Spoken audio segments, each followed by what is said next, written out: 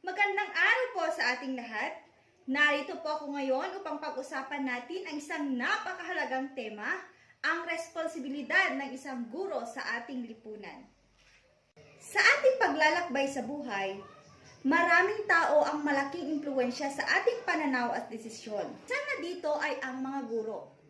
Sila ay tagapagturo na hindi lamang nagtuturo ng aralin, kundi nagbubuo ng kinabukasan ng ating bansa. Sila ay hindi lamang nagpapasa ng kaalaman, kundi tagapaghubog ng pagkatao. Una, ang guro ay tagapagturo. Pangalawa, sila ay huwarad. Pangatlo, sila ay tagapagtaguyod. At panghuli, ang guro ay tagabuo ng lipunan. Ang pangunahing tungkulin ng mga guro ay ang bigyang kaalaman ang mga estudyante upang maging handa sa kanilang hamon na hinaharap.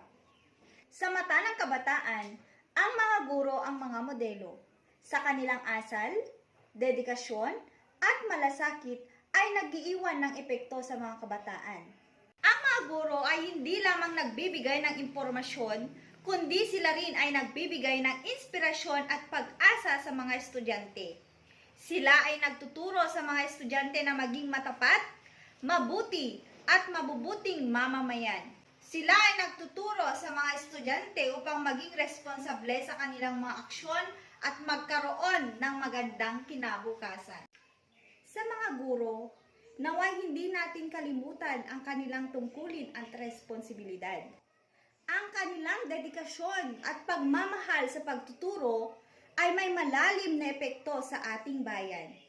Hindi rin maikakaila na ang mga guro ay may tungkulin sa ating komunidad. Sila ay aktibong nakikilahok sa mga programang pangkomunidad, tumutulong sa pagbuo ng mga mabuting kapaligiran para sa mga estudyante at pamilya. Sa pamagitan ng kanilang inisyatibo, naipapakita nila ang pagmamalasakit at pagkakaisa sa kanilang paligid. Sa pagtatapos, mahalaga ang papel ng guro sa ating lipunan. Sila ang nagtatanim ng mga buto ng kaalaman at pag-asa na unti-unting tutubo at magiging puno ng tagumpay sa hinaharap. Tayo, bilang mag-aaral o miyembro ng lipunan, ay may mananabik na tulungan sila upang ipagpatuloy ang kanilang misyon. Maraming salamat at naway magsikap tayo upang mamayang handang tumulong sa ating mga guro at sa ating lipunan. Maraming salamat po sa pakikinig. Ako po si Mary Joy S. Felipe.